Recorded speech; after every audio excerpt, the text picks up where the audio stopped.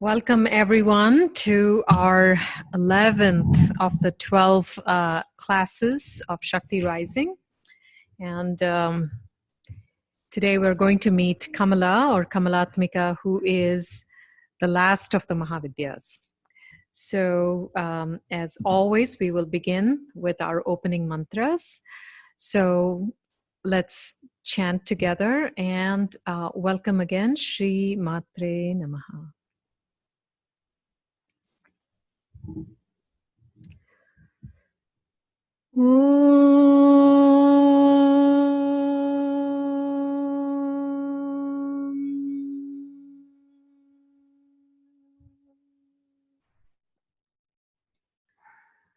Namo Devyai Mahadevyai Shivayai Satatam Namaha Nama Prakrityai Bhadrayai Niyatah Pranatasmata Om Jayanti Mangala Kali Bhadrakali Kapalini Durga Kshama Shiva Dhatri Swaha Swadha Namostute Sarva Mangala Mangalye Shive Sarvartha Sadhike Sharanye Trayambake Devi Narayani Namostute.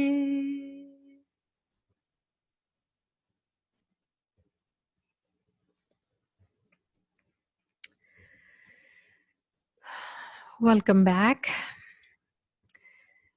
So we are here now on the path of the Mahavidyas.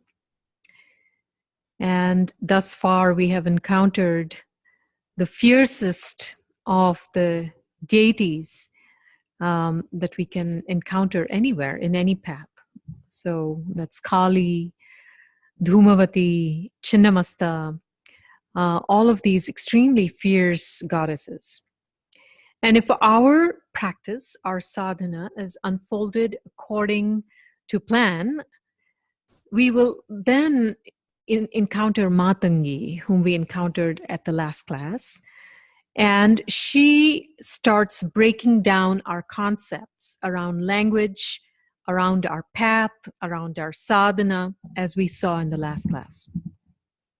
And if Matangi bestows her grace upon us, then we will encounter the last of the Mahavidyas, who is Kamalatmika, or as we will call her throughout this class, Kamala. So in every aspect of her appearance, as you can see here at the altar, Kamala looks like Mahalakshmi, or Lakshmi, the great goddess, who is the wife or Shakti of Lord Vishnu. So those of us who know how Lakshmi is portrayed, particularly in the Vaishnavite traditions, will wonder how come she is included here among the fierce Mahavidyas. So let's take a look then at why this is puzzling. You know, how is she portrayed? So if you can please mute your phones. So let's take a look at how she's portrayed in other traditions, so that then we can compare and contrast her inclusion among the Dasha Mahavidyas. So in the Vaishnavite traditions, so first of all, those of us who are a bit familiar with the history of Hinduism, and we talked a little bit about this in the very first class, those of us who know this will know that there are three main streams in Hinduism. There is the Shaivism, or this forms the followers of Lord Shiva. Then there's Vaishnavism, the followers of Lord Vishnu, and then there's Shaktism, which consists of people that or the followers of Shakti. So in the Vaishnavite traditions, Lakshmi is very much a subservient goddess. So remember Sita that we talked about in the first class? She to just refresh your memory, Sita is Rama's wife, and Rama is an avatar or incarnation of Lord Vishnu, and Sita is his wife. And she is an avatar of Lakshmi. And in these mythological stories of Lakshmi's avatars in in the Vaishnavite traditions, so one is Sita, and then there is Rukmini, who is one of Krishna's wives. And some will also talk about Radha, but Radha is actually a different Shakti. And in all of these mythological stories, Lakshmi is kind of the between, between Lord Vishnu or her husband and his followers. Those of us who may be his devotees. So she's the one that petitions to him on our behalf. If we are a follower of Lord Vishnu, then Lakshmi becomes the this messenger in between Vishnu and me, and she's always depicted as sitting at his feet. And when you look at these statues of Vishnu and Lakshmi, she is much smaller in size, and her eyes are always downcast, and she has a very benign appearing the face and figure and form. And she is often depicted as massaging his feet, Lord Vishnu's feet. So as we have seen throughout this course, no matter how benign appearing a Mahavidya is, the one thing that they all have in common is fierceness, right? So how does this soft, subservient goddess Lakshmi become a Mahavidya and come to be called Kamalatmika or Kamala? And besides, where is Shiva in all this? Remember, this whole time we've been talking about Shakti and Shiva, and here we are saying, well, she is the Kamala is similar to Lakshmi, and Lakshmi is the Shakti of Vishnu. So where is Shiva in all this? So it turns out that the same deity will be depicted differently in each of the these three main streams of Hinduism: the Shaivites and the Vaishnavites and the Shaktas, or the followers of Shakti. And although there is quite an illogical segregation of these streams, because it really doesn't make sense, right, to keep these streams as if they are separate, it still happens. Particularly Shaivism and Vaishnavism. When we look at the Vedas, the origins of all this and the Sanatana Dharma, the Vedas actually don't clearly differentiate between Vishnu and Shiva as two different deities. So another name for Shiva is Hara, and another name for Vishnu is Hari. So Hara and Hari, and both arise from the same root, which is Hr. Okay, and as we will see in a future course, that Hr is also the root for one of the most powerful Shakti mantras, which is Hrim. So you can see how all of these have the same root: Hara, Hari, Hrim. They all come from the same root. And in the Vedas, these two deities, which is Shiva and Vishnu, they actually represent coordinating principles that are necessary for this orderly creative process. So Shiva, another name for Shiva is Rudra, and he has a very chaotic personality. As we have talked about throughout this course, he's unpredictable and kind of lives on the edges of society. But he also has a side that is very soft and gentle, very much like Vishnu. And Vishnu, on the other hand, is depicted always as being friendly and benign, but he has quite a dark side, which tends to wreak havoc, and it's much like Rudra. So both of them have these, complementing personalities. And basically what Shiva is representing is the ascending or this transcending power of the cosmos, while Vishnu is the power that evokes that transcendence. So essentially, then, there are two sides of the same coin. And this becomes actually quite difficult for those of us who are born and raised in the Hindu tradition to understand, because we are taught and we kind of grow up feeling like they're two different deities, two different, completely different kind of streams that have nothing to do with each other. But that is not the case. So we can see how Vishnu and Shiva happen to be the same. So then when we understand this, then Lakshmi isn't so out of place in this lineup of the Mahavidyas, which is centered around Shiva. Besides, Lakshmi is not associated only with Vishnu. Okay, in some texts, she actually represents fertility and power, and she is very closely related to Indra. Remember, we talked about Indra, the chief among the devas or the devatas, and the lord of thunder and of rain. And so when Lakshmi is with him, with Indra, he prospers. The devas prosper.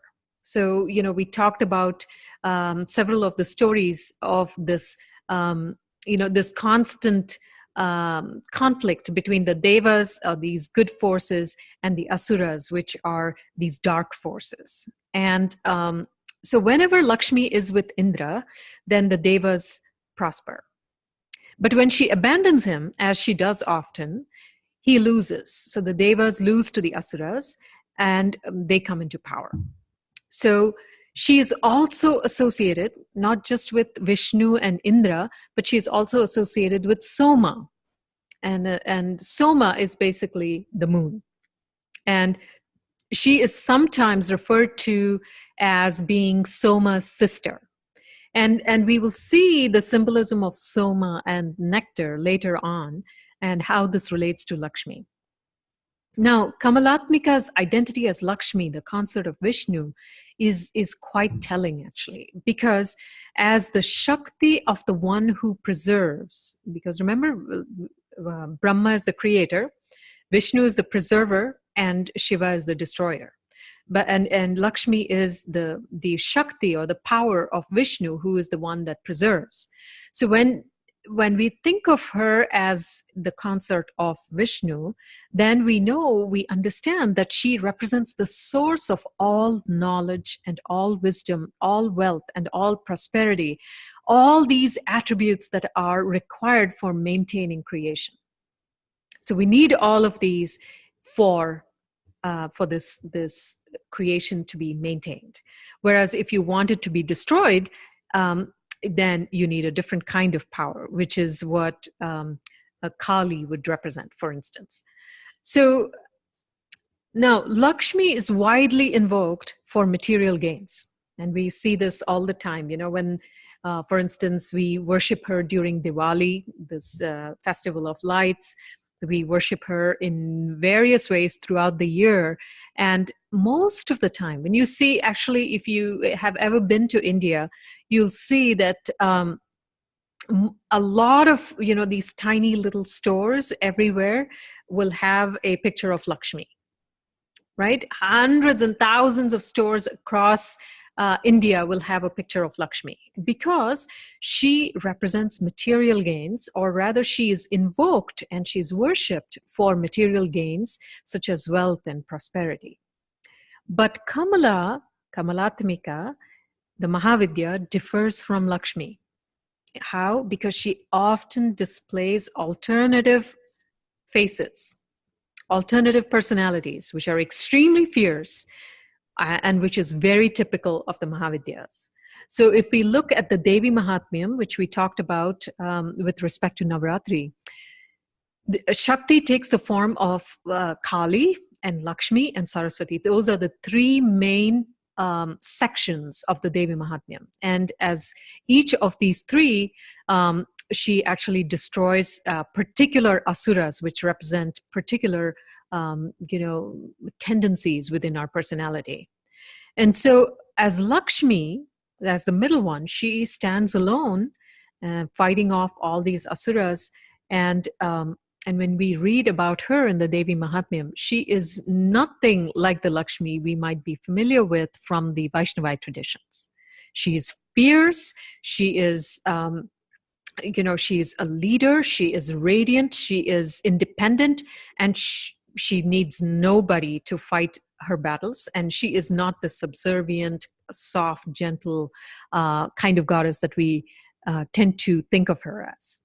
And so here among the Dasha Mahavidyas, Kamala stands alone and she's independent. So if you look at her here, she is not associated with Vishnu or with anybody else, right? And she is independent, just like all the other Mahavidyas. So most of the Mahavidyas are depicted as being associated with Shiva, and other than Dhumavati, of course, and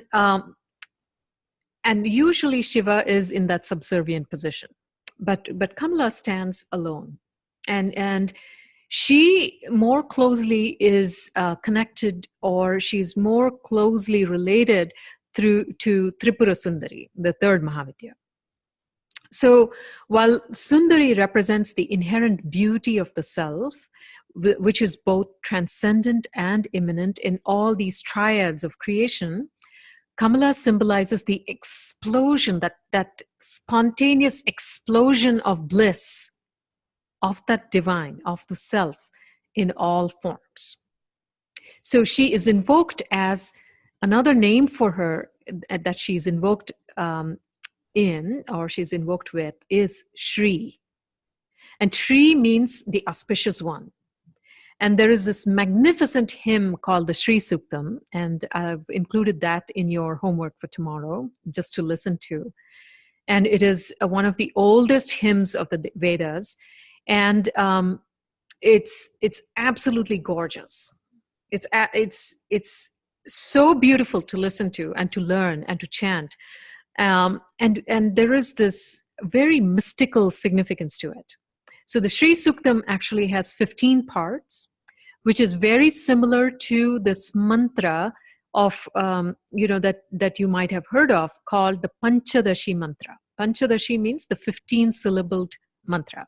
So the Shri Suktam has 15 parts, the Panchadashi mantra has 15 parts, and the Panchadashi mantra is actually the central mantra of Shri Vidya, the auspicious knowledge. So the sadhana of Kamala, or Shri, is the path of Shri Vidya.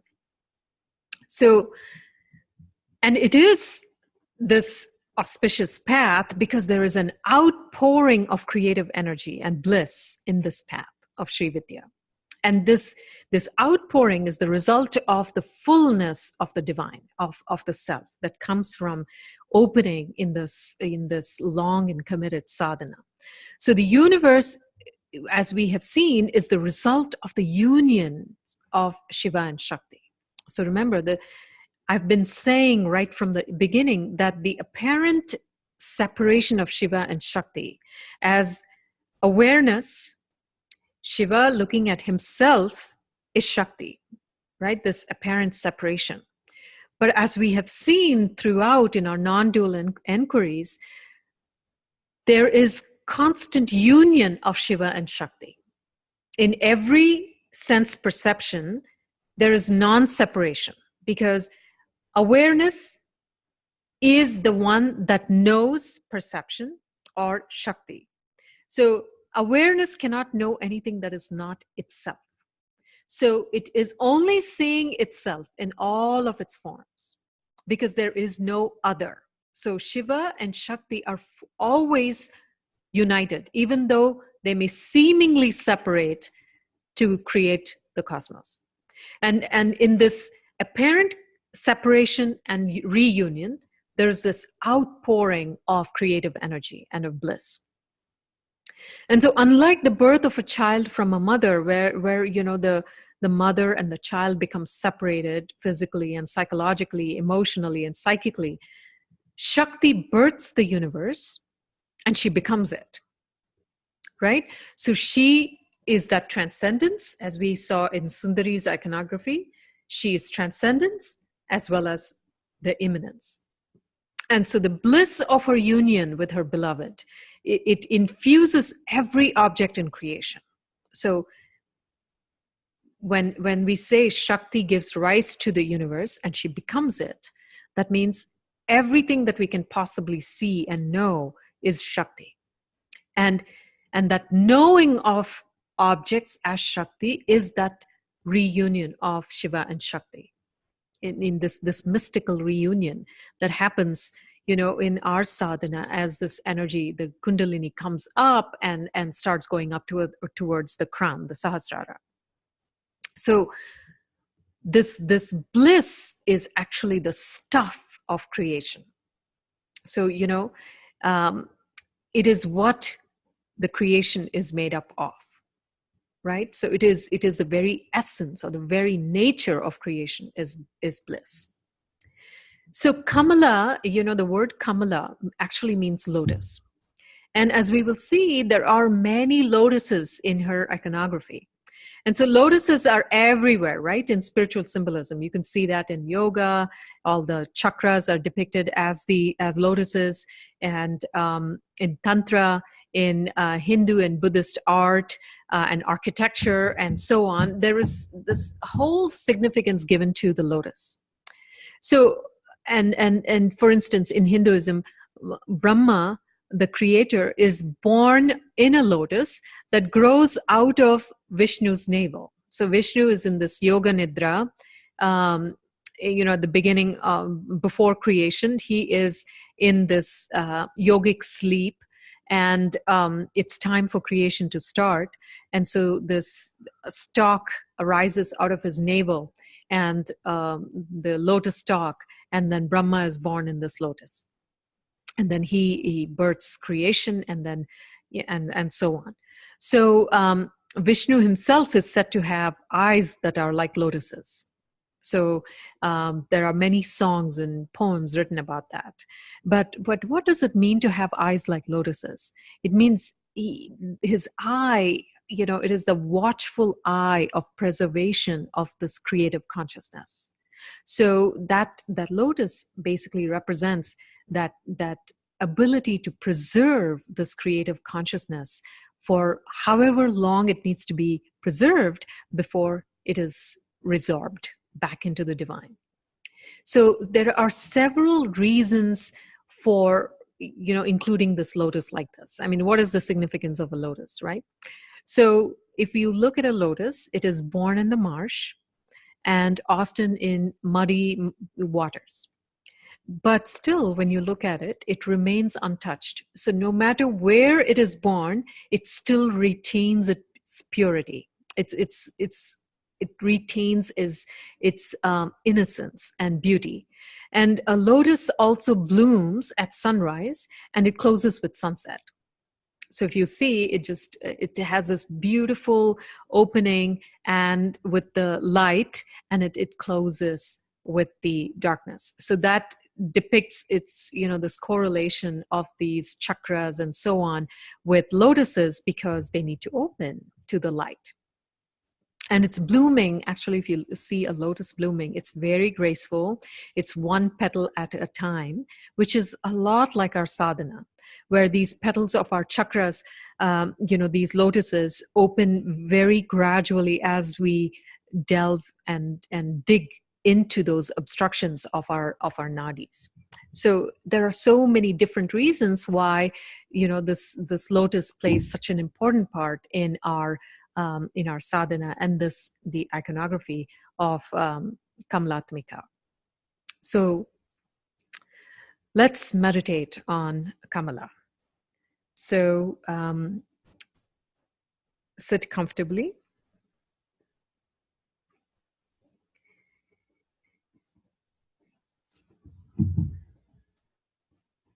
And close your eyes gently.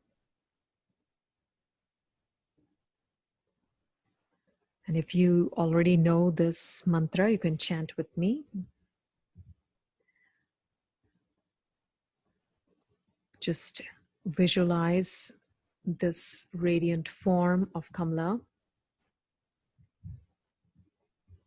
as we chant this very beautiful mantra of Kamalatmika. Tvamadhirjagatam Devi Tvameva Stitikaranam Tvamante Nidhanasthanam Svechhacharattvameva hi Characharanam Bhutanam Bahir Antastvameva Vyapya Avyakarupena Tvambhasi Bhaktavatsale Tvam Mayaya Hrita Jnana Nashtat Mano Vichetasa Gata Gatam Prapadyante Papa Punyavasata Sada.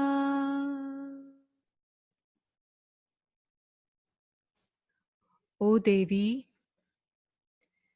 you are the creator, the sustainer, and the destroyer of the universe. You move freely through creation which belongs to you. You are the principle that pulsates in and out of all forms. You are simultaneously subtle and attainable through form, O lover of devotees. It is your illusion that brings about ignorance of one's true nature, where beings go through cycles of birth and death, or samsara. Visualize now this radiant, luminous, beautiful goddess. She's standing on a red lotus, and she's draped in white. She has 4 hands. 2 of her hands hold white lotuses that are blooming beautifully.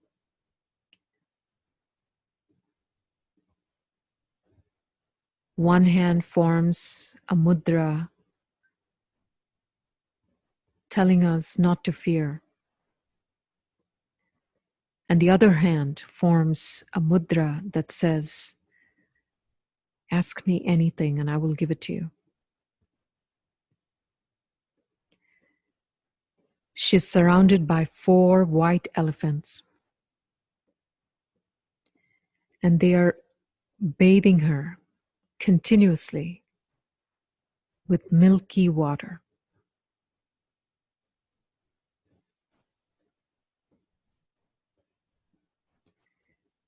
And even though she is being bathed in this water, her form remains untouched.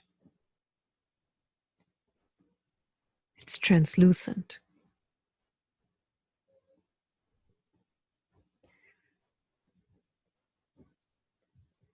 Her sweetness is such that nothing in the world of forms can mar it. Nothing can ruin it.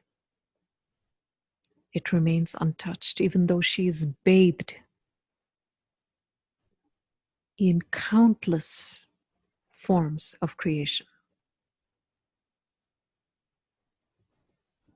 In all the physical forms, in all the subtle forms, such as sense perceptions, thoughts, and emotions. The good, the bad, and the ugly doesn't matter. Her sweetness remains untouched.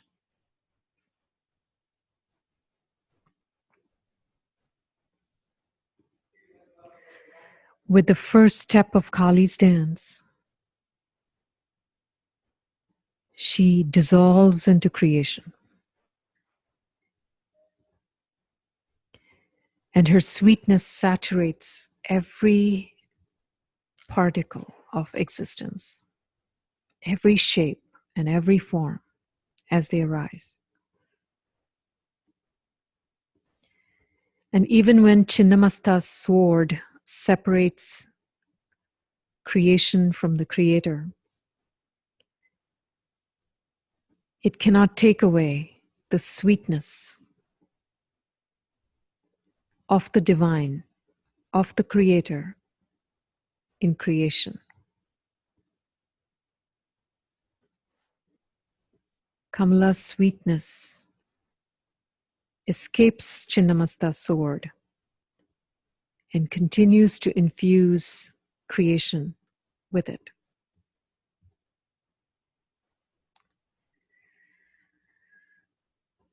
Her beauty is like a necklace string that holds the infinite forms, the different forms, and binds them. The common thread here is the sweetness. And even though she is drenched by all these vibrations of countless heavenly bodies, the suns, the moons, the planets, the stars, the countless beings, she still remains innocent. And her loveliness pours into every physical and natural law, to magnetism, gravity, radioactive qualities. It saturates the cosmos. In every interaction and in every experience, her form fills our senses with delight.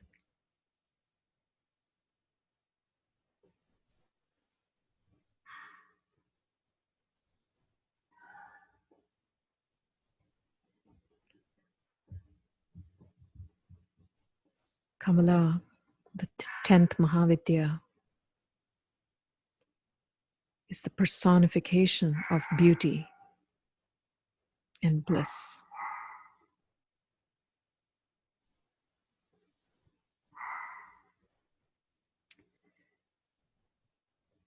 Meditate on this great goddess.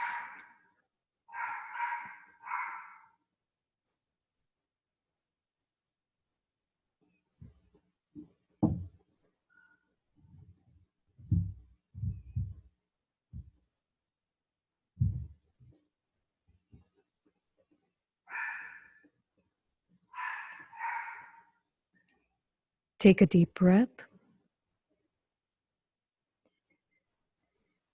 and return to your body.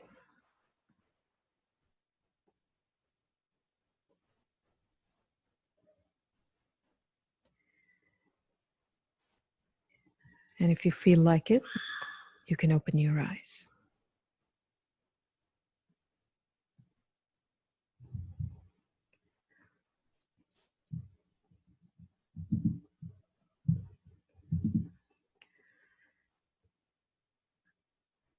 So, inherently, I think when any of us gets into the sadhana of Kamalatmika, we find it very appealing. This is because ultimately, no matter who we are or where we come from, each of us is really seeking bliss. We are seeking beauty. And no matter how we seek it, right? Whether we are seeking for wealth, or we are seeking for relationships, or we are seeking for some kind of any kind of fulfillment, which is really what all 7 billion of us are doing, right? Underneath it all, what each of us is seeking is bliss. Everything we do is for contentment. We seek contentment and bliss in every single form, right? Whether it is somebody wanting a good meal, or whether it's somebody wanting to become president of the United States, it doesn't matter. The fundamental thing that drives us both of those people, is this contentment. So, and the same thing is true for all of us on the spiritual journey as well. It's just because we are seeking spiritual fulfillment doesn't make us any more elevated or any better than anybody seeking anything else, right? Because fundamentally, all of us are seeking contentment. It's just how we seek it differs. So identification with the I self, as we have seen, prevents us from accessing the bliss that is paradoxically the very substance of our being. So essentially, all of us are seeking contentment, not knowing that that is already who we are. We are all seeking bliss, completely innocently ignorant that bliss is already who we are. And we don't see that because of our identification with the I self. So Kali's decapitation of that I self, or the ego, enables us to discover this beauty and the bliss of all of existence, including ourselves, right? So that's why Kali is the first of the Mahavidyas and Kamala is the last. Because we need to be decapitated and go through this whole process before we discover who we really are. That all along we had been looking for something that was already always here, right? So it's a journey from here to here. But that journey happens in this particular fashion, particularly on the path of the Mahavidyas, where Kali needs to come first. Because it's only with that removal of our ignorance that we can see what is already true. And so without the realization of the void that is left with the decapitation of the I self, the fullness of that beauty and the bliss cannot be known. So it's a very paradoxical thing. You know, everybody is saying, oh, everything is beautiful, we're all one.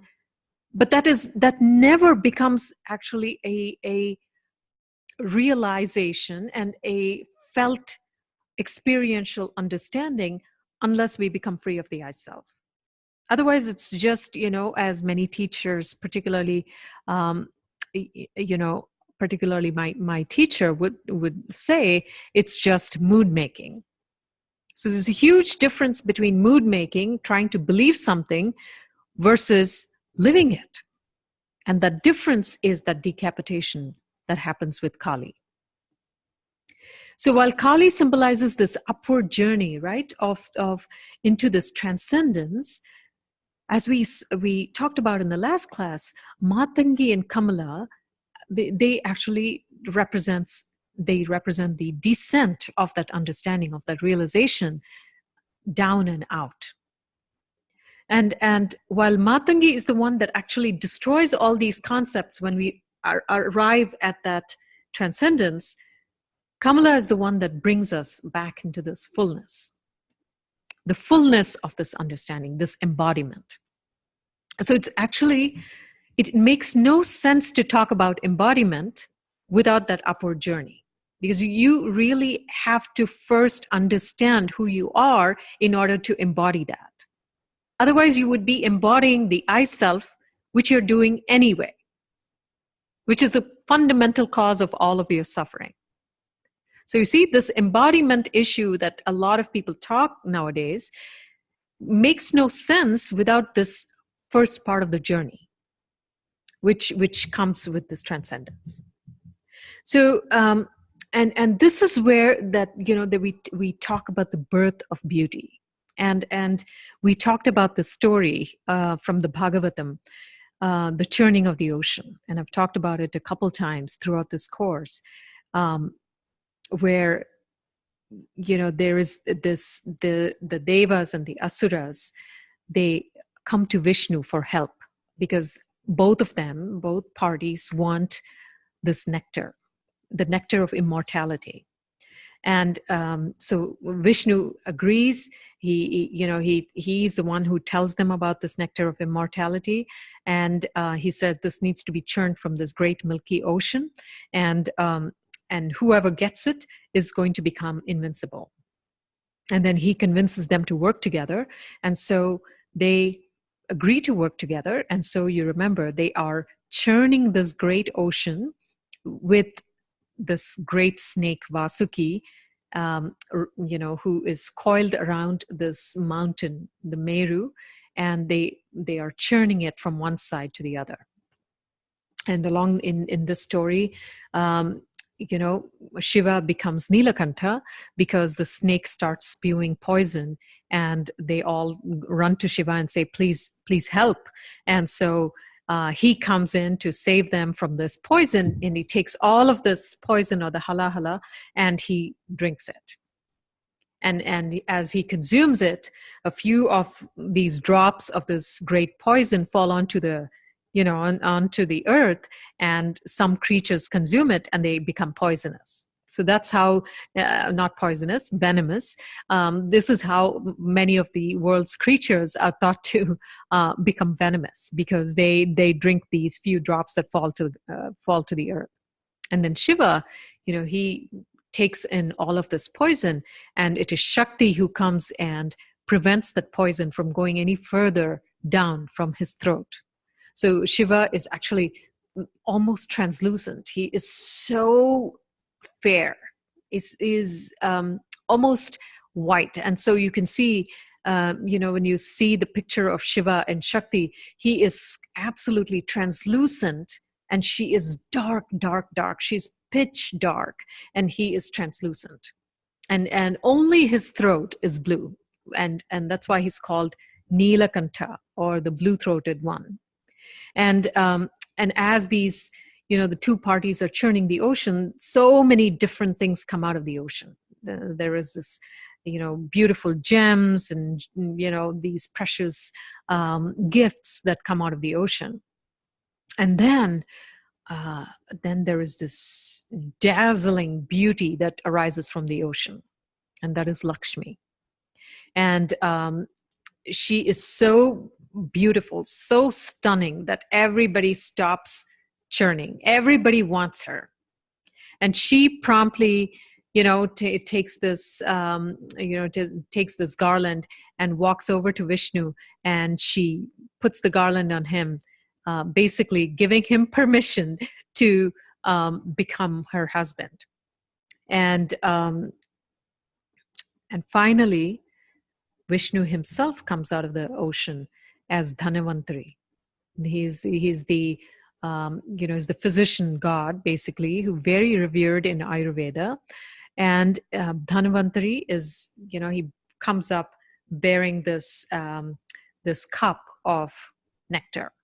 And then Vishnu takes another form as this enchantress, or Mohini, and he tricks all, the asuras by giving all of the nectar to the devas. And then, there is this side story in that, where one of the asuras figures out that there's something going on here. So he comes and takes his place next to one of the devas, and is given some of this nectar. And Vishnu suddenly realizes that this is not a deva, so he cuts off his head. And so one part of him, the head and the body, becomes separated. And because now he's taken the nectar of immortality, he cannot die. So he becomes two parts, the nodes that you see in, in the Vedic astrology, Rahu and Ketu. So they are the two parts of this asura who inadvertently was given the nectar.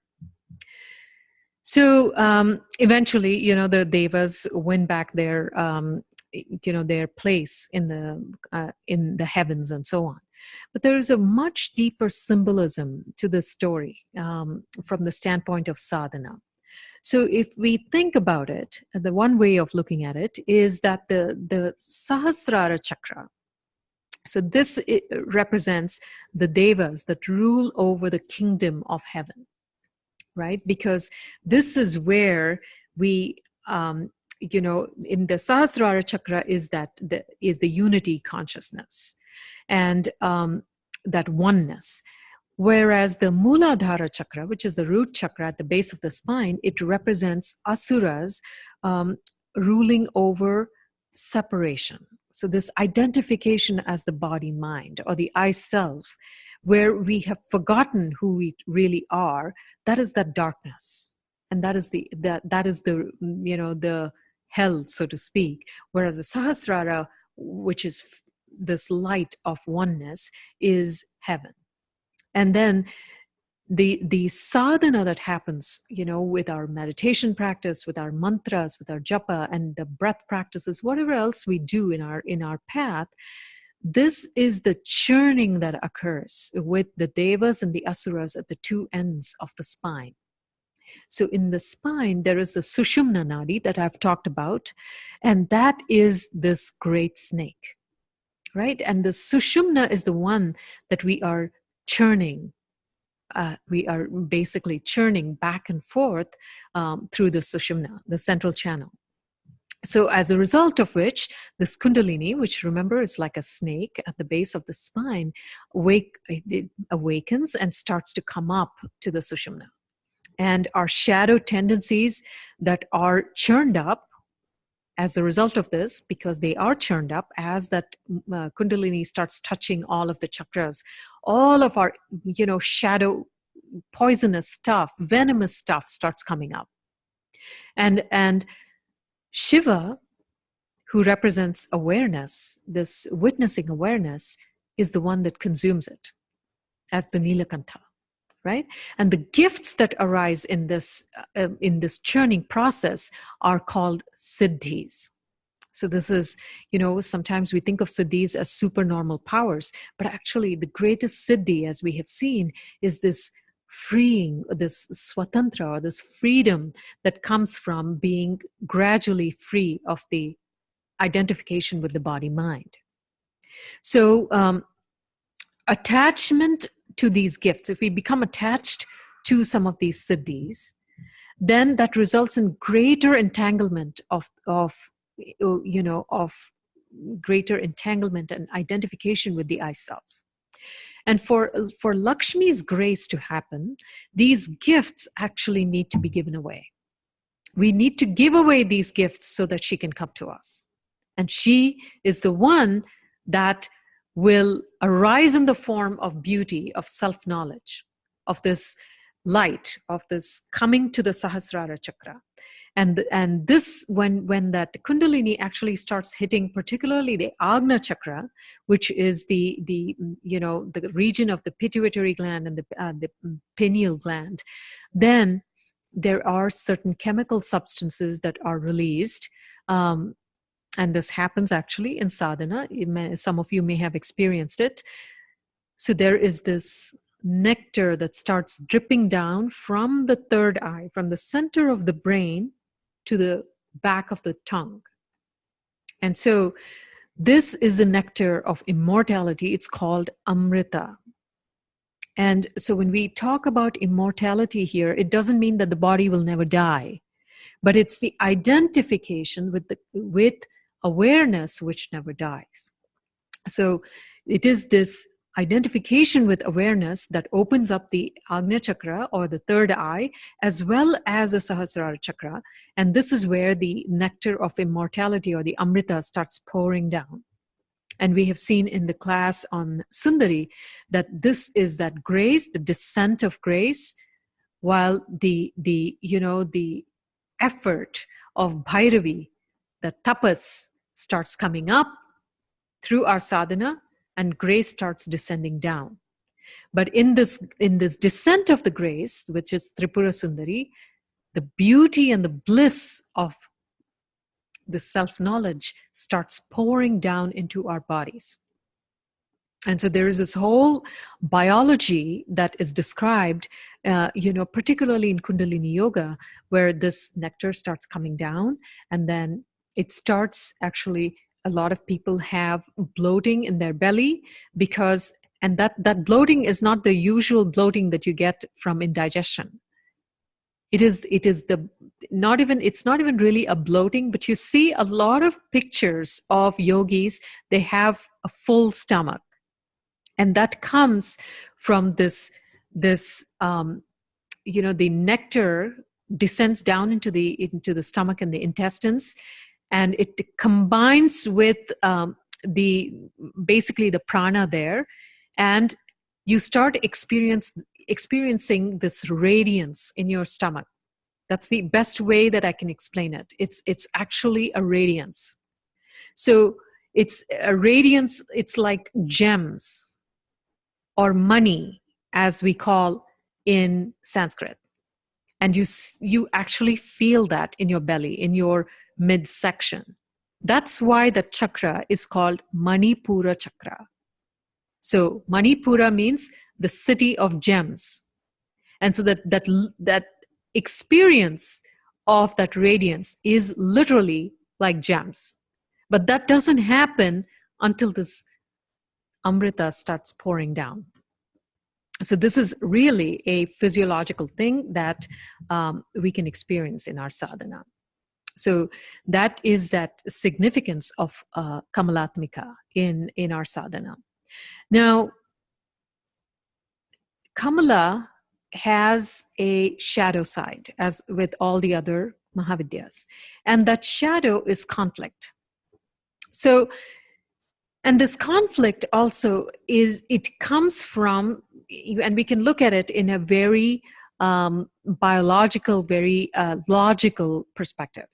So if we look at the response of an organism to stimulus, it's quite a complex interplay of the hormonal and the neurological systems that is fueled by the energy in the nadis. So there is the 72,000 nadis that we have discussed before, that carry prana, or the vital, or basically the life force, right?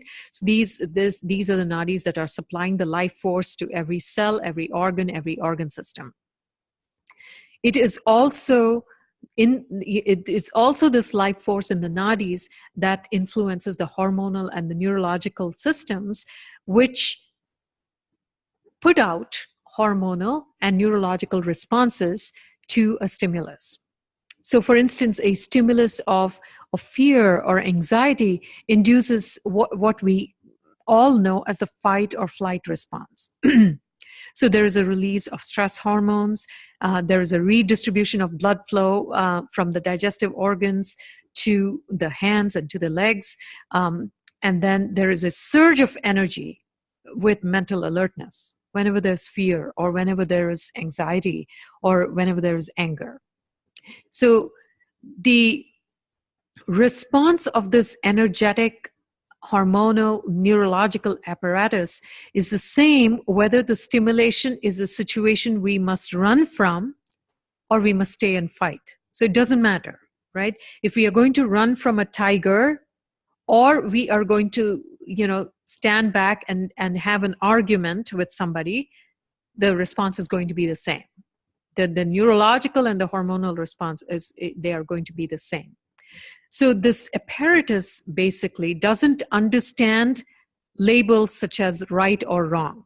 So it doesn't understand whether your anger is justified or not. It doesn't understand whether it's the right thing to do to run away from somebody or to stand and fight. It's just going to put out the same response, because our biological system has no ability to judge anything, right? So these concepts of right and wrong influence the flow of energy in the nadis. So even though the hormonal and the neurological apparatus has no ability to differentiate between right and wrong, what we have learned to be right and wrong actually influences the flow of prana in the nadis. So when the response of the apparatus of this, of our hormonal and neurological system is labeled with concepts of morality or ethics, then those nadis actually contract and the flow of prana becomes very limited. So what that means is that suppose you're having a reaction, or suppose you have anger coming up, and you have been taught that it's not right to be angry, right? So first of all, now there is a surge of this, the stress hormones and this neurological, these nerve endings firing and so on in response to anger, because your hormones don't have the ability to differentiate.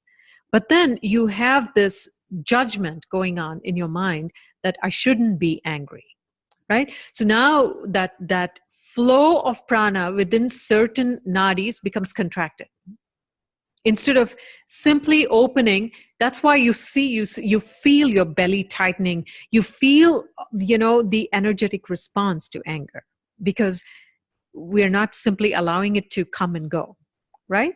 So as these concepts of right and wrong, of morality and ethics are applied again and again, our energetic conditioning becomes predictable and linear, which means every time you have anger, you're going to have the same nadis contract and the same nadis open. So it's almost, like you have this, and this in a sequence, in a linear sequence. So we use a very limited number of nadis with restricted hormonal and neurological responses. So we teach our hormones and we teach our neurological responses by thinking the same way again and again, based on what we have learned about ethics and morality. So we basically lose access to this vast network of nadis. So now remember, I told you 72,000 nadis are what should be, open in our bodies, but that's not the case.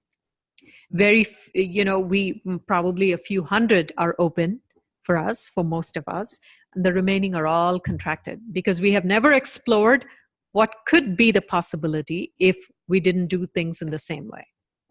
So the greater our conditioning, the more contracted is the flow of the nadis.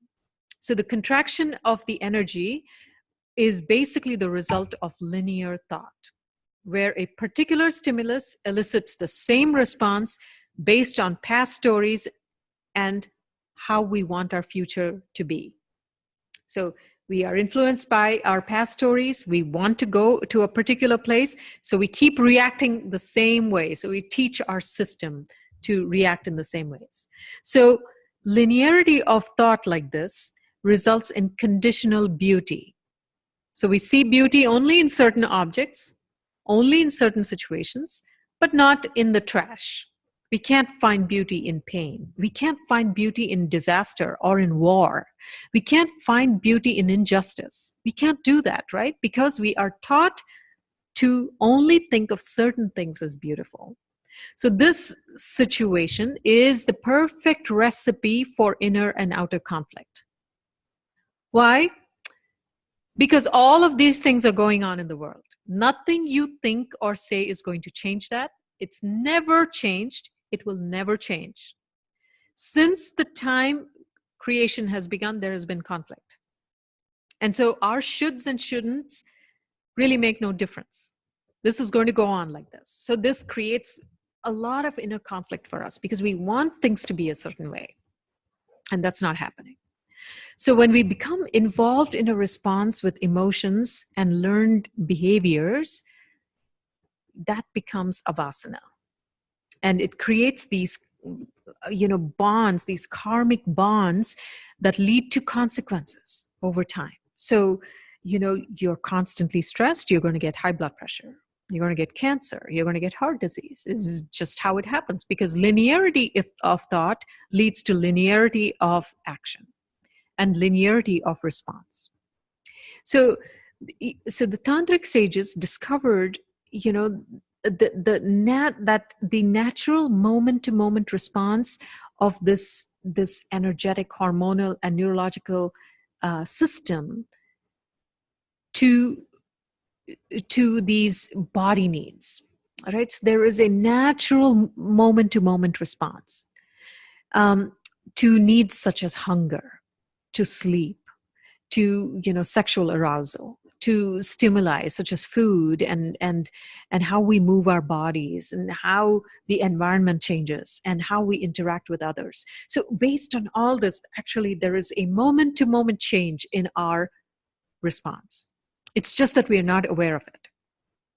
And without any of these conditioned stories of how we should be thinking, how our body should be responding, when we put all those things aside, when we put the stories aside, without labeling anything that's happening as good or bad, these responses can be experienced in their totality. Whereas without this ability, when we are only conditioned and we're looking at our responses through the lens of good, bad, should, shouldn't, and so on, then we cannot experience these responses in their totality. So when we open to pure unconditioned experience, then it results in opening of new nadis that were previously closed off. So when we allow things to open, to be, then these nadis start opening, all the previous ones that we had lost access to. So there is flow of energy. There is release of different kinds of hormones that, again, our hormonal system had lost the ability to produce those because there was no energy going to those cells. Then we can access new neural pathways in the brain. When those new neural pathways start becoming active, what arises in our inner experience is a yantra. These diagrams you're seeing here in the back, these are not some random things. These are actual neural pathway patterns that have been discovered by these sages by allowing, by getting out of this linearity of thought and allowing for these nadis to open up. So this is how, without mind's conditioning, then we can, this energy, this prana starts being directed towards a sushumna, and then we start opening to this primordial hum, the primordial vibration of creation, which is Tara. Right? And this is where we stop creating more vasanas. We become increasingly free of these karmic bonds and start opening to beauty, this unconditional beauty that we can see in every situation, in every moment. We can see that. But until that we do that, it remains a mood-making thing, right? Just by believing that there is beauty, we can't open to the true beauty of it. You really have to go through this process of opening the nadis. And, like I said, those dazzling gems that you can feel in your midsection. So such an unveiling, which is really what it is. It's an unveiling. This kind of an unveiling requires us to transcend our concepts, our learned concepts of ethics and morality. We need to transcend those, right? And in order to transcend these, in some tantric paths, extreme practices were designed to basically transcend these concepts of ethics and morality. And because these kinds of concepts lead to this shadow of Kamala, which is conflict, this inner conflict. So 5 of these practices are called the Pancha Makara. So Pancha means 5, and Makara means beginning with the word or beginning with the syllable M, Ma. Pancha Makara. So what are these Pancha Makara? So they involve consumption of madhya. Madhya means alcohol, consumption of mamsa or meat, consumption of matsya or fish, consumption of mudra or these parched grains, and finally practicing maituna. Maituna means ritual sex. So the sadhana of the panchamakaras actually transcends the touchy issues, the particularly touchy issues that become very strongly embedded in our psyche through social and moral conditioning. So these 5 things, I will tell you why these 5 things are important and they are considered important. And this is really important, I think, for everybody who is trying to walk the path of Tantra, to know what it is, whether or not you practice that. And so consumption of alcohol and meat and parched grains and fish and all that, they were considered taboo on the spiritual path in various traditions. So remember, last class I talked about the concept of purity and impurity, right?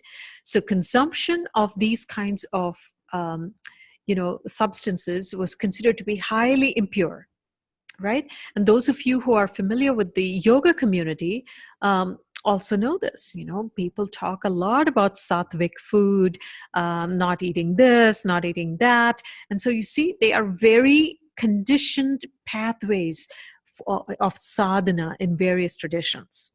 So conditioning around sex, of course, involves deeply embedded concepts such as chastity and celibacy and sin and lust. I mean, no matter which path or tradition you're looking at, everything revolves around the original sin, right? There is a sin, and then the whole concept of purity and of celibacy, which was highly prized on the spiritual path.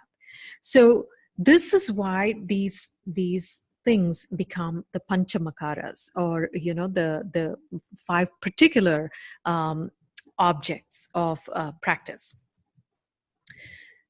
And moreover, the panchamakaras actually represent the 5 elements. So wine, for instance, or alcohol is fire, meat is air, fish is water, grains are earth, and sexual ritual sexual kind of practices represent space.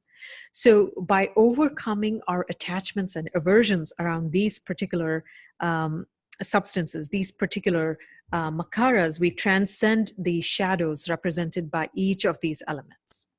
So now, who should be practicing with this? This is the big question, isn't it? Because now, the minute you start typing Tantra in Google, you'll see what you'll get, right?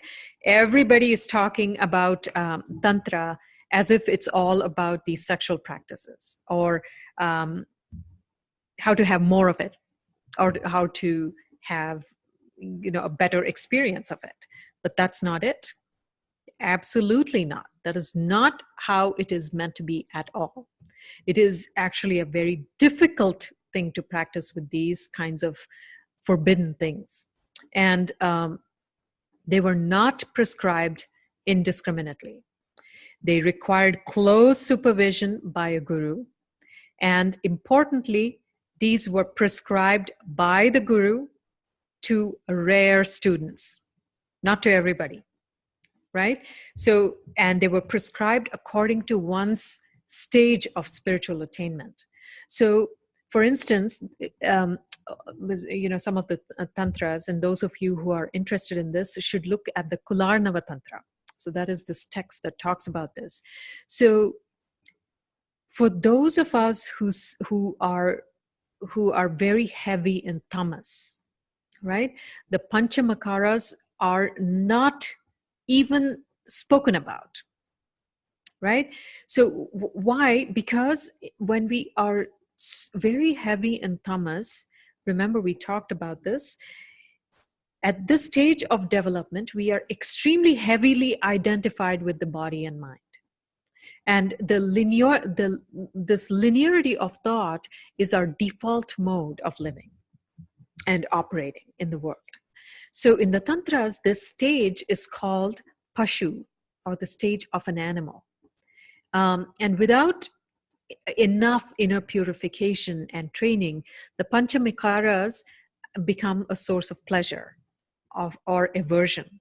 Instead of transcending them, they become objects to chase, as we know, right?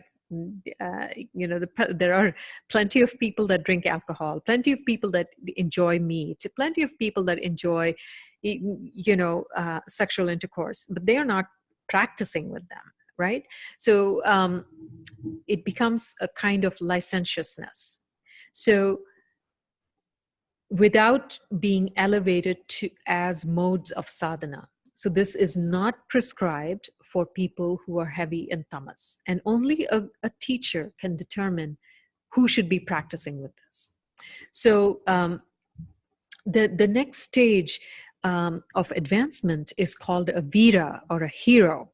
And a hero is a very advanced spiritual practitioner who has worked through his or her attachments to a very, very high level. And the vira has literally burned off most of the tamas and has a high degree of sattva, but also has a high degree of rajas. So with this kind of a rajasic mind, a vira has conquered his or her own passions and has the courage to remain steady in sadhana without becoming attached to these modes of the panchamakaras, right? And has that ability to bring awareness into these kinds of practices. So and basically the purpose of practicing with them is to break attachments. So this vira, or the hero, is the best suited for these kinds of practices. Now, the panchamakaras are also most helpful at this stage. Another word for the panchamakaras are the 5 M's. So this is where we can indulge in these kinds of modes of practice by remaining absolutely fully rooted in awareness at all times. So through steady awareness, he or she then transcends the bonds of the worlds and begins to really see Shakti as both the light and the dark, as the shadow and the light. And so the linear thought at this stage when we practice at this stage with these substances, then linear thought gives way to circular thought, where learning, memory, concepts, beliefs, all of these arise and subside in the now. So there is no past, there is no future, there is no learning, there is no morality, there are no ethics, because those are all learned concepts. So they all arise and subside here, and they are powerless to create further entanglement and karma. So in this awareness, the nadis open up. There's a flood of energy through the body and the mind, and these energetic channels open up to reveal this inner union of Shiva and Shakti, this inner intercourse, so to speak, of Shiva and Shakti. Now, there is a third stage of advancement, and that is called Divya. So a Divya is one who has predominantly sattva. And for a Divya, actually, these 5 M's are of no use at all, because they have already transcended all these things. And so for a Divya, the alcohol is basically the intoxication of this knowledge, of self-knowledge. Meat is this surrender of actions to the inner divine. And fish is this unconditional love for all of creation. And this parched grain is freedom from bondage. And this the ritual sex is this inner seeing or knowing of this constant union of Shiva and Shakti within oneself. So there is no need to practice with these external substances. So there is no use of these things in a Divya sadhana. So now, if one is already used to eating meat, are eating fish, or has no problems, um, with exploring sexually, then these 5 M's are useless for them, right? Then it is really pointless to try to prescribe these things to somebody who is already quite comfortable with all of these. So then the modes of practice change for them to really face whatever it is that they have an aversion to, whatever it is that they have a fear around, whatever it is that they cannot face. That becomes the mode of practice. So we don't have to resort to any of these extreme tantric practices, right, to facilitate the opening of the nadis. Luckily, most of us will never be called to practice them.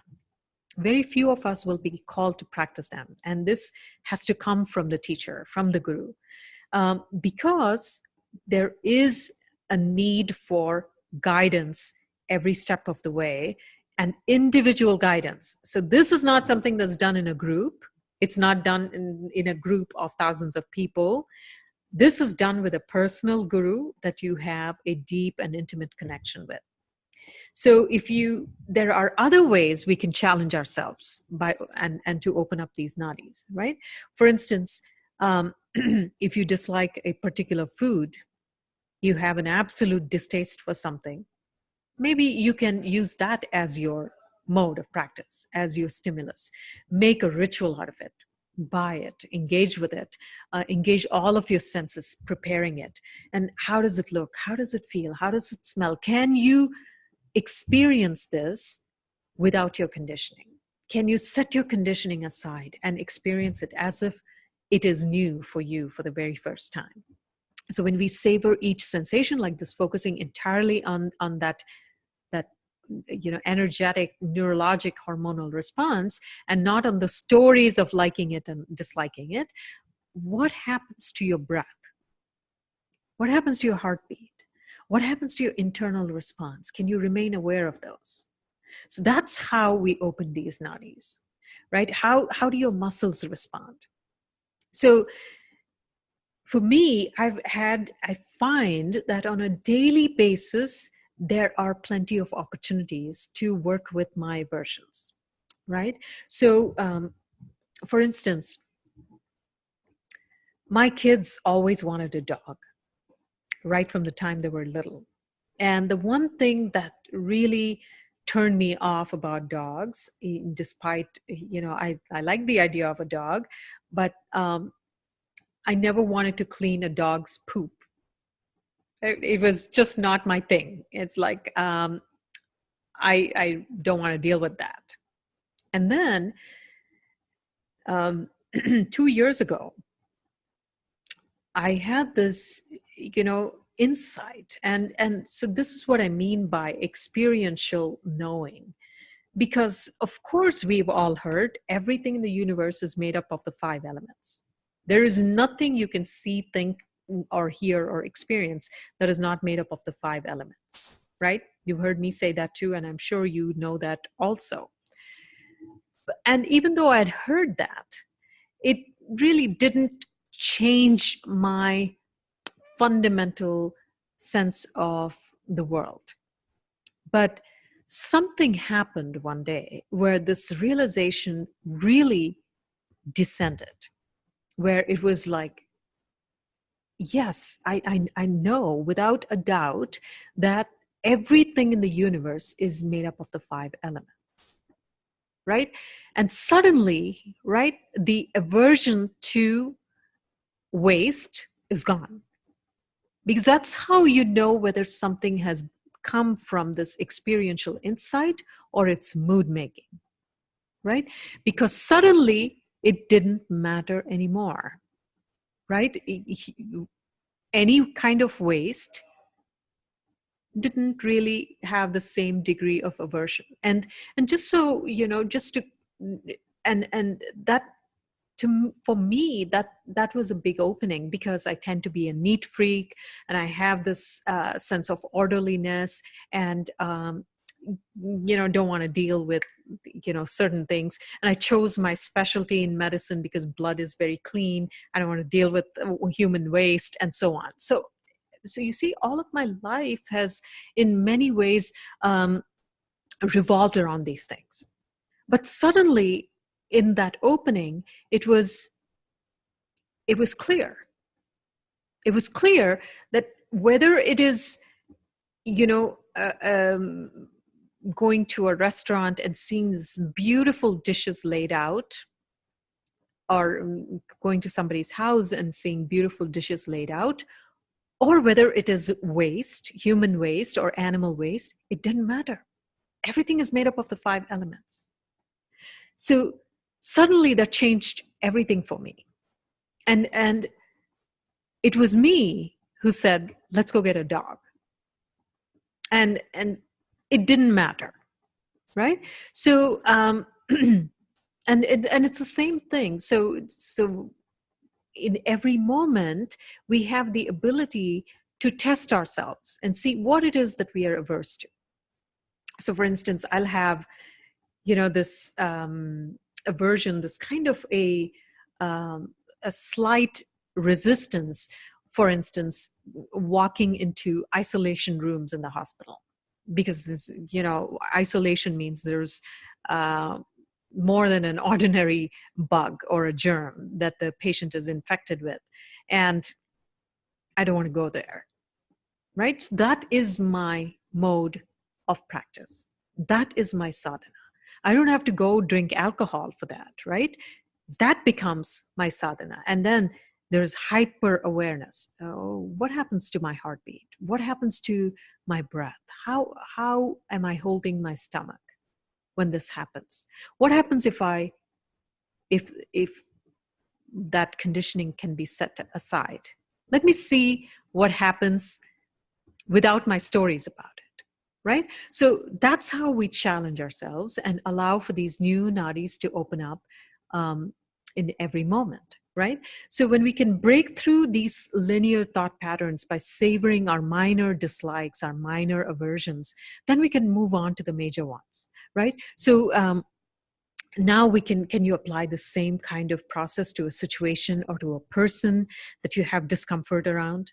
Can you do that? Can you set aside your stories around that person and see them as if you're seeing them for the first time without your stories about them? So this is how we become a Veera, a hero, right? And being a Veera takes immense courage to open to the things that we fear, the things that we abhor, the things that we hate, the things that we dislike. All of these actually facilitates the realization of Kamala's light, which is contentment. We cannot open to her light if we have all these issues around our conditioning. And, these literally, because remember I said Kamala represents this down and out. So she has to descend into the body. So literally these nadis have to open up. So this is not like thinking it through. This has to become a visceral process within us. And this is when we start opening to her light of contentment. So, the Shastras, the Tantras talk about Kamala's grace and her beauty.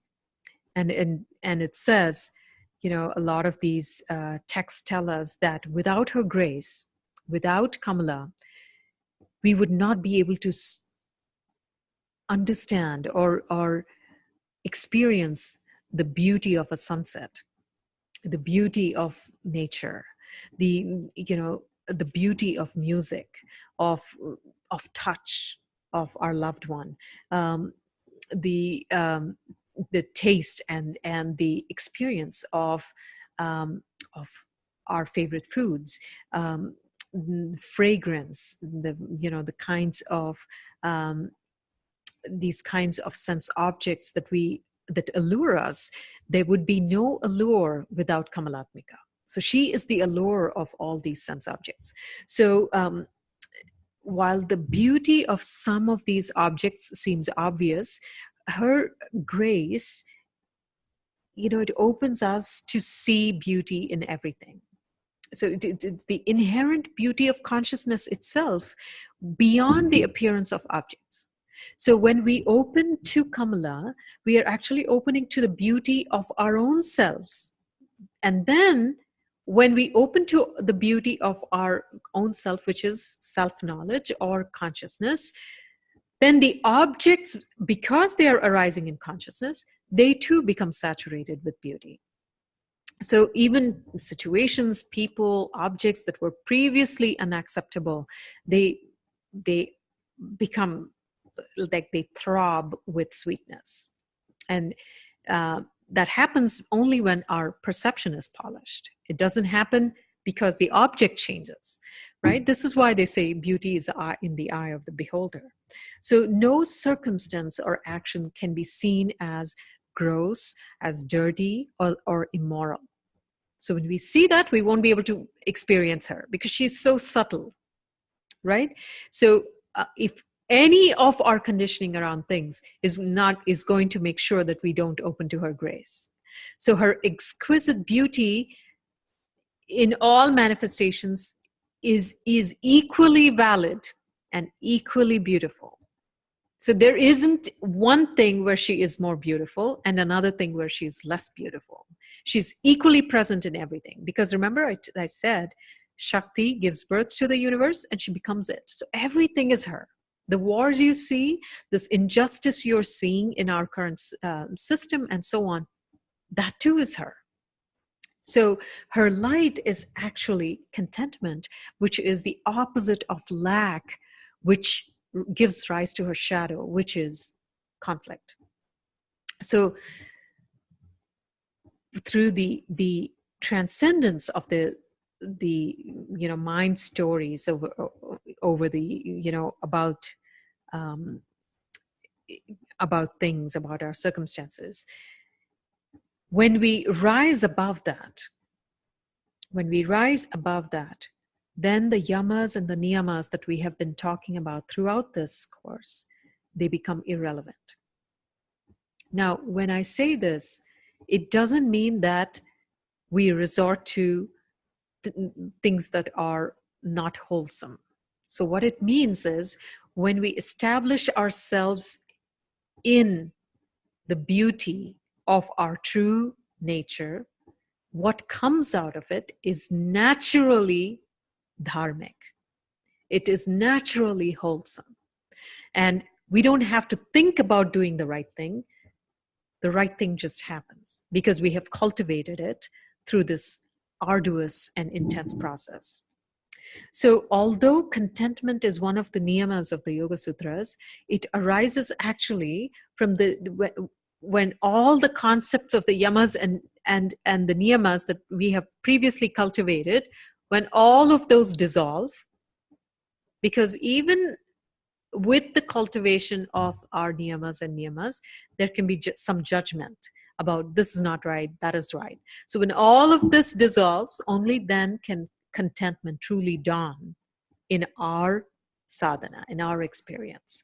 So it arises from realizing that we have never been lacking, that the shadow and the light belong in us equally, that we cannot push away one in favor of another. And when we own our shadows, then we stop shrinking from them. We stop running from them. We stop fearing them. And so when we let our shadows in, then we become whole. We become very content. And this wholeness actually pours out as this beauty and bliss, and it saturates every experience, the internal as well as external experience. Now, this is where we need to talk a little bit about spiritual bypassing. So now you might have heard about this term, and it's very important to understand this in the context of talking about Kamalatmika's light and her shadow. Because Kamala's grace comes in unexpected and in wild ways. And it cannot be known, her beauty cannot be known without unconditional love and acceptance. It's not going to happen. Now, anything less than that, anything less than unconditional love is Kali's shadow of violence, right? Now, on the spiritual path,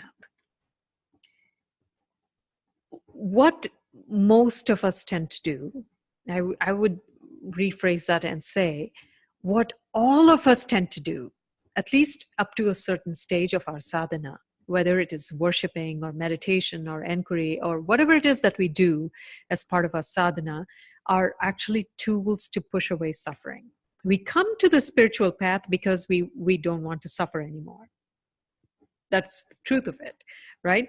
So when we use these kinds of spiritual practices to try to transcend the shadow, transcend suffering, that is called spiritual bypassing, where these kinds of spiritual beliefs and practices are used to avoid uncomfortable feelings, uncomfortable situations, uncomfortable people, uncomfortable parts of the world. We want to avoid it and stay in this bubble of light. That is called spiritual bypassing. And bypassing actually creates great inner conflict, which is Kamalatmika's shadow. So, and then, I hear a lot, and those of you who have taken previous classes with me have heard me say this. We try to let go of things, right?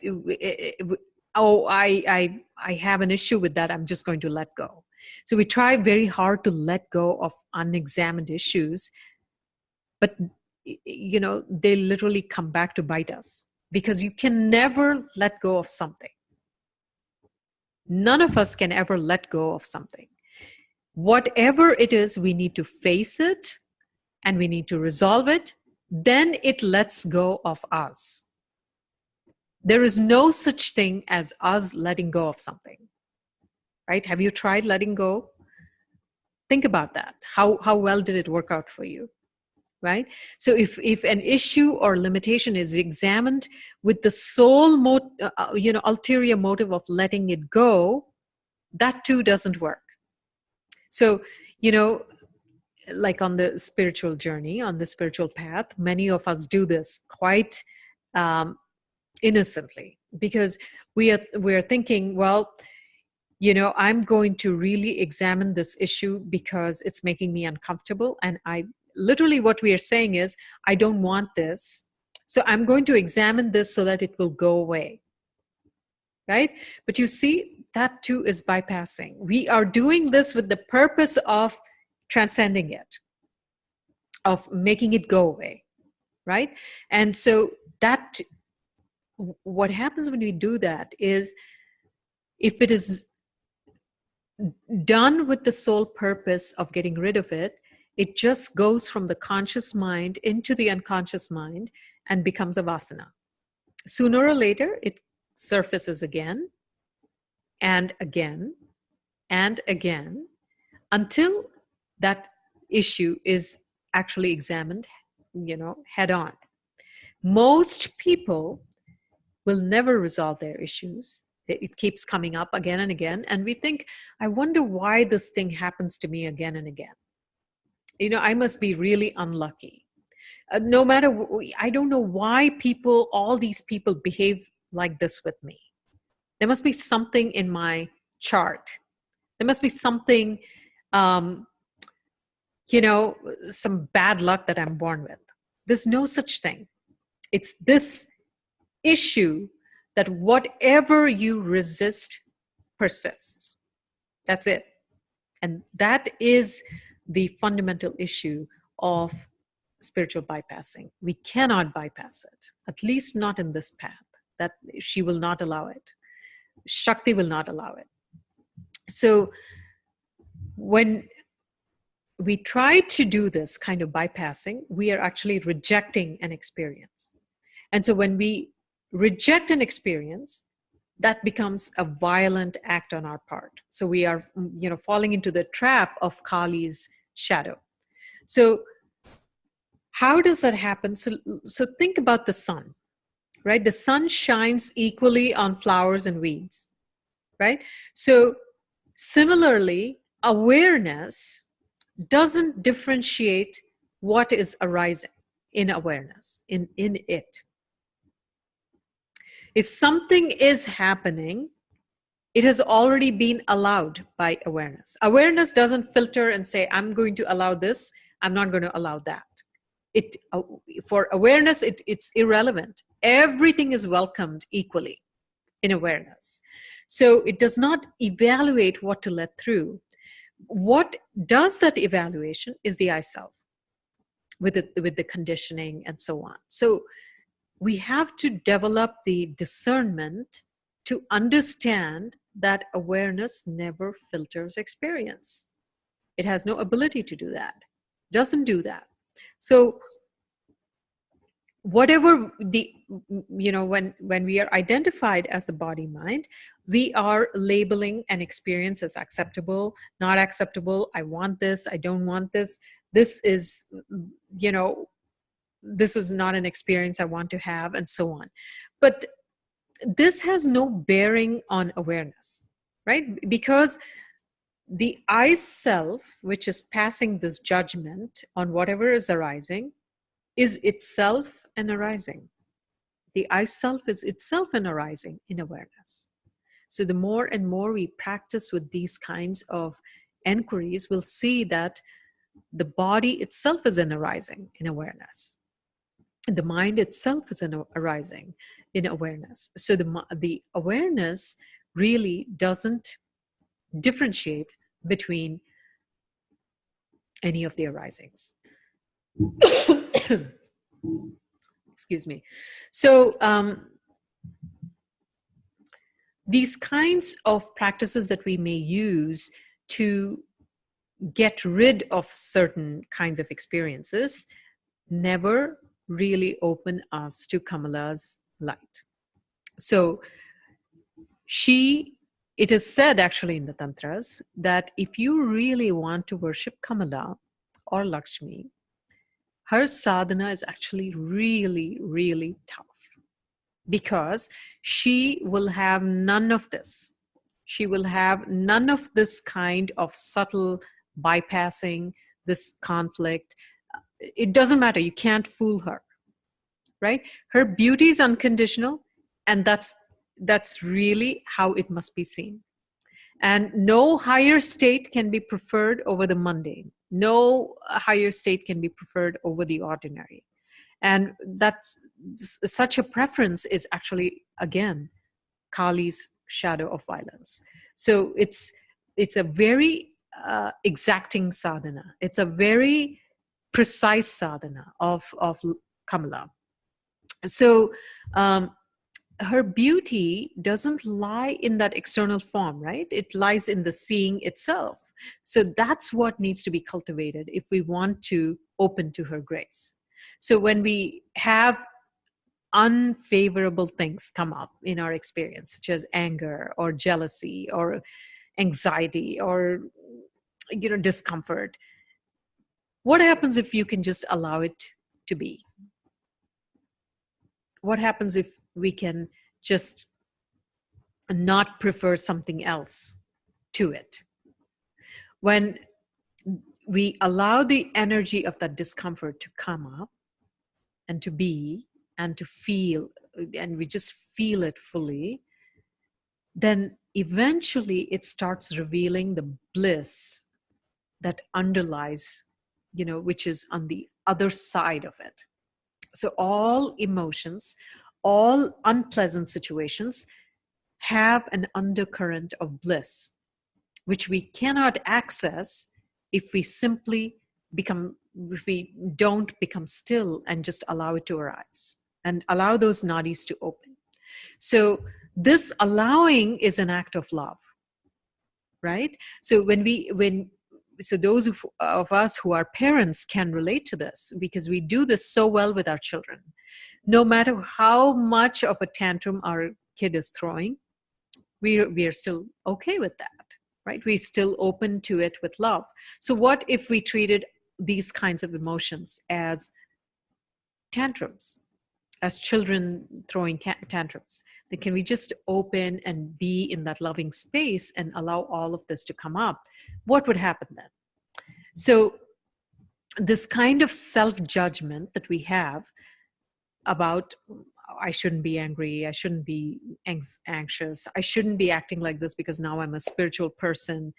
These kinds of things, we must allow all of this to come up. We must become aware that such things are arising. And then we just see it. We just allow it. We love it.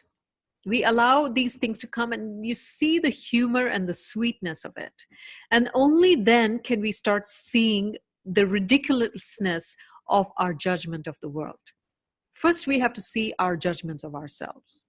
And then we can see the judgment we have about people and of the world.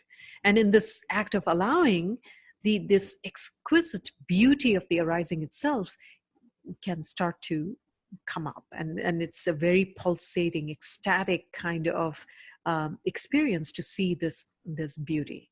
And this is that tantric sadhana.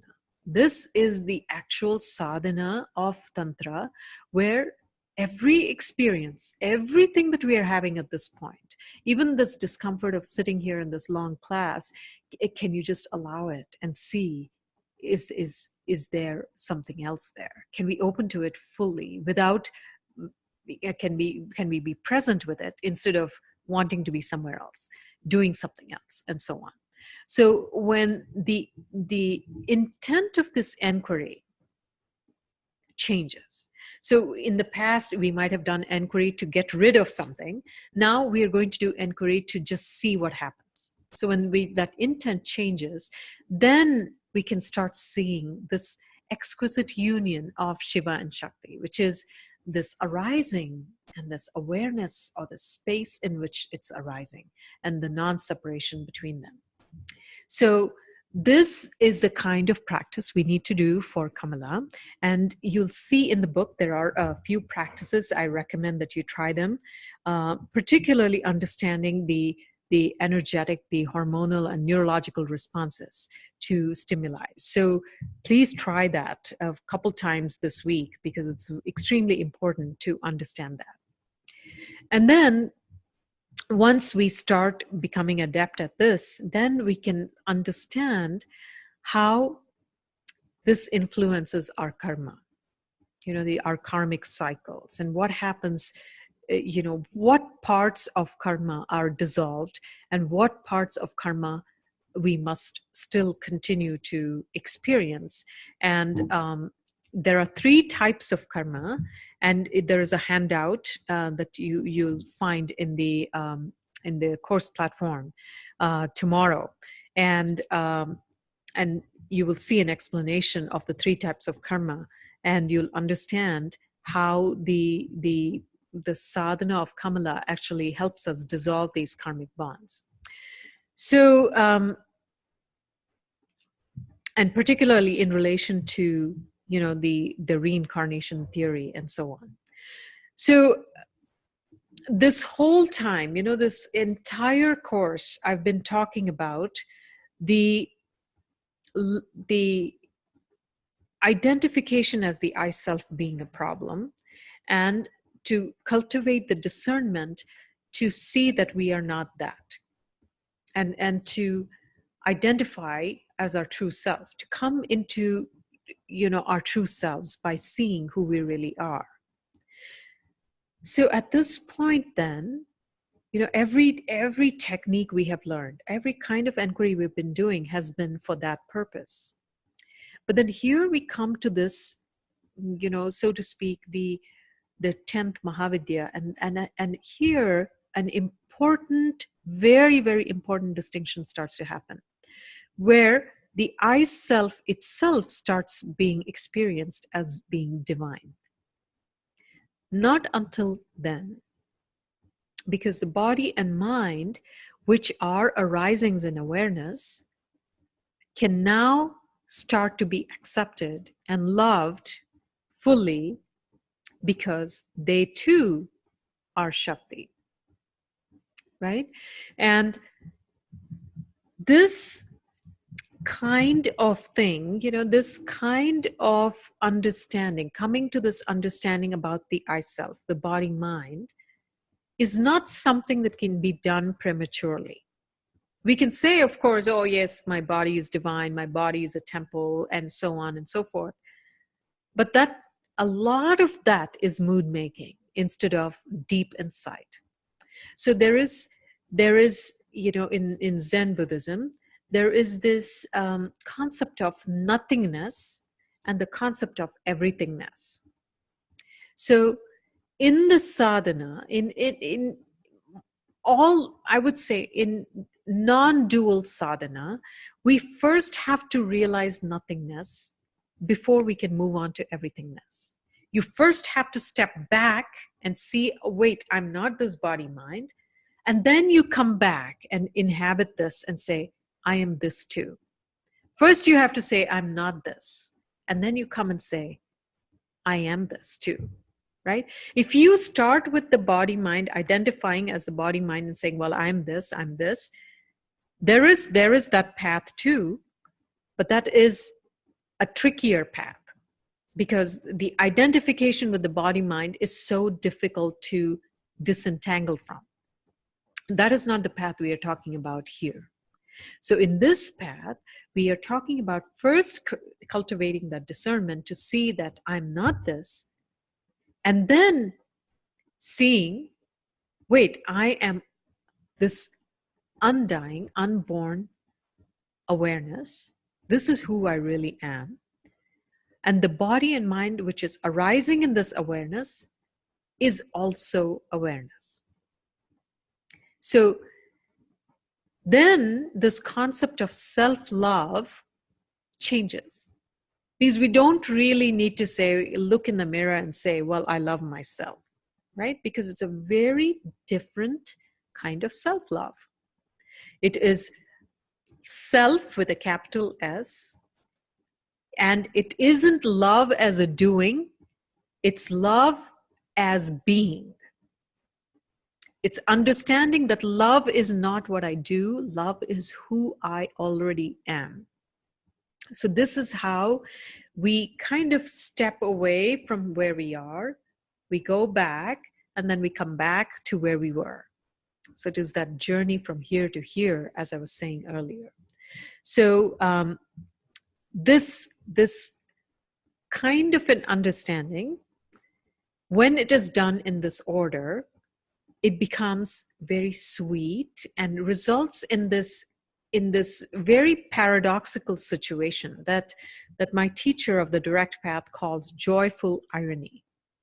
So joyful because you're free, right? I'm no longer identified as this body mind, so there's no suffering.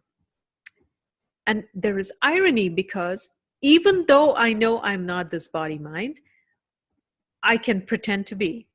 So it's like being an actor in a movie and taking on all these roles, but being fully aware that I'm not this, I'm just playing a role and I'm not this, right? So it is that being in the world, but not of it, but being in the world fully and engaging fully and going through all these trials and tribulations doesn't mean that once you know your true nature, you're never going to be anxious, or you're never going to have a disagreement with somebody, or you're never going to experience sadness. It's not like that.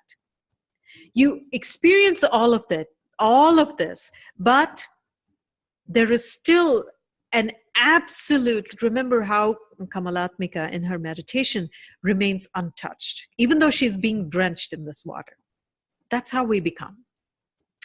We are completely drenched with experiences, but we are untouched, right? So that is the gift of this non-dual path.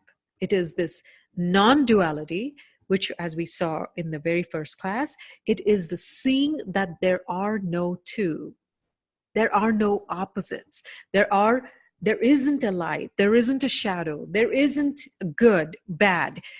Everything is arising and subsiding equally in awareness. And so there is this great freedom that comes from it, particularly as our nadis start opening up. We can act more and more and more from this place of freedom, where our actions and how we respond to life isn't dependent. It is not based on what we have learned, but it's based on what is happening in this eternal now. So that is the sadhana of the Mahavidyas, particularly Kamalatmika. So I'll stop here and see if you have any questions. Shri Matre Namaha.